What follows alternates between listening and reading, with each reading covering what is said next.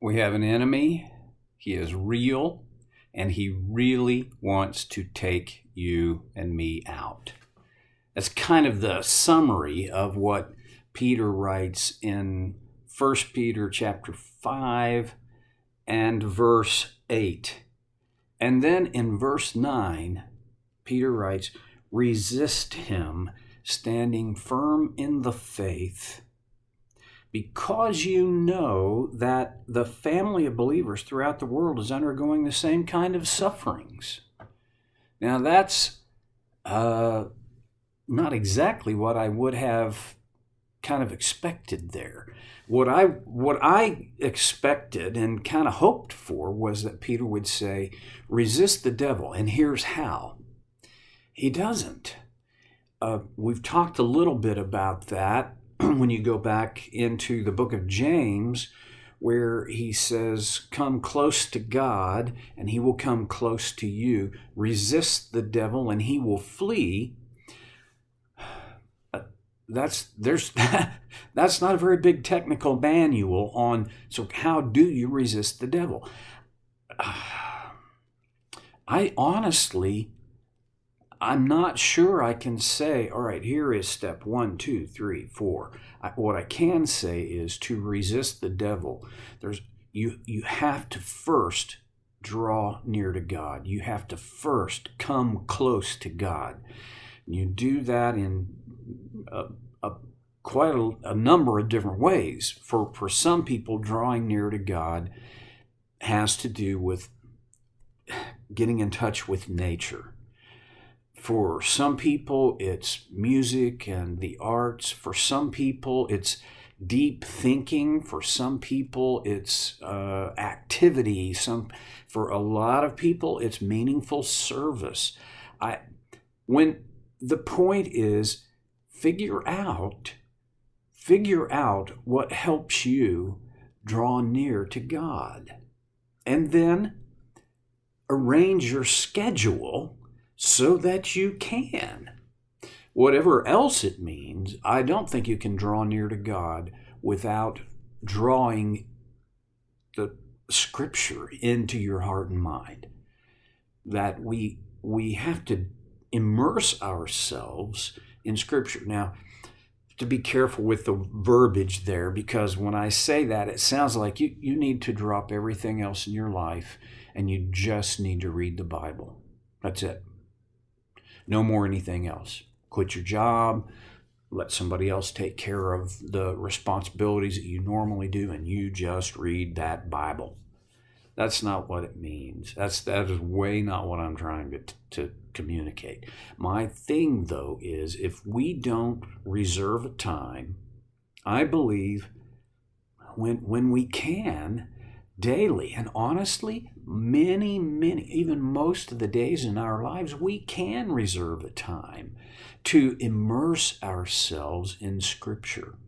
We've never had the technology available to us that we've had for the last 15 or 20 years, where if you have a smartphone or a connected pad or a laptop or a desktop computer, you are half a dozen clicks or fewer away from all kinds of Bible resources.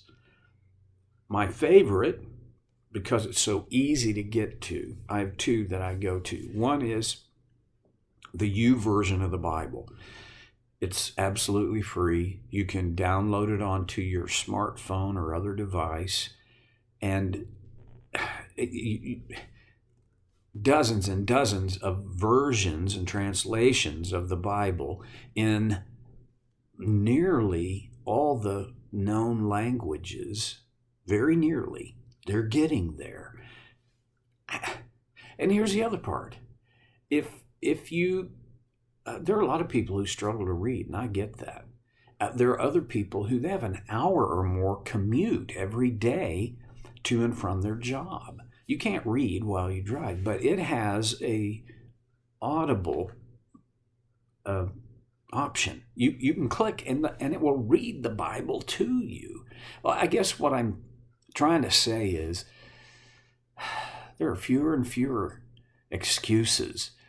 There really are fewer and fewer real hindrances to you and I immersing ourselves in Scripture, to diving in, and sometimes getting in over our head.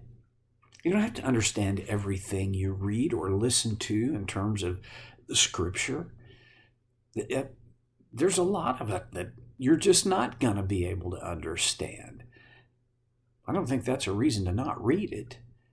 I think maybe you ought to change your expectations, maybe, but read it, devour, get it in you, memorize it, encounter it. All right, I feel strongly about that, can you tell? It's been the linchpin of my sanity, my hope, and my help, that every day with so few exceptions that I hardly ever miss, except for illness or some kind of emergency, honestly. And it's not because I've got this real strong self-discipline. If you know me, you know I struggle with self-control. But I've built in a moment.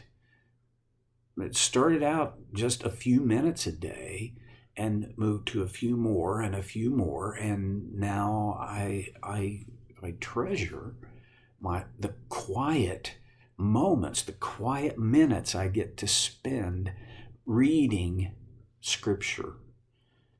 And some days, to be honest, I don't get a whole lot out of it, but I'm in Scripture. I had a friend tell me at the very front end of me building this habit into my day, I complained, and there are just days I don't get anything out of it. What do I do with that? And my friend said, well, there are going to be those days, but think about this. Not so much what did you get out of it, but, God got something out of it. He got that time from you, and that matters. He was right. It does matter. Build it into your lifestyle. Something else is going to have to get pushed aside for you to build it in. You don't just add something more into your life.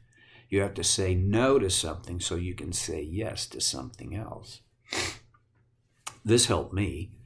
A friend of mine said, don't feed your body until you have fed your soul.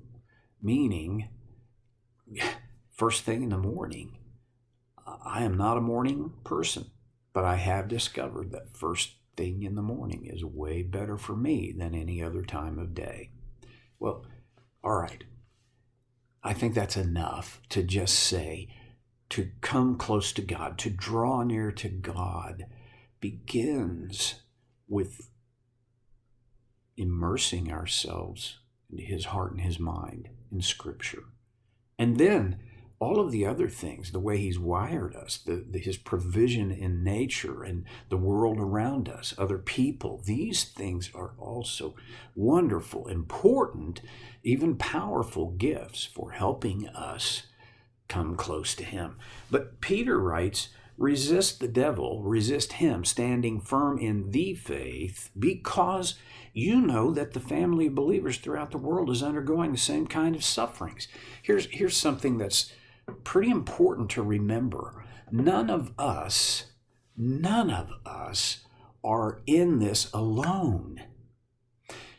You see, Satan is not just after you as the one individual. He's after you as an individual, but you're part of this bigger family. And there, Peter identifies it again the way I have identified the idea that the church is God's family. Peter says, because you know that the family of believers throughout the world is undergoing the same kind of sufferings. We in America are so insulated from the sufferings of the church around the world. It hardly even gets on our radar that there is persecution, there is suffering.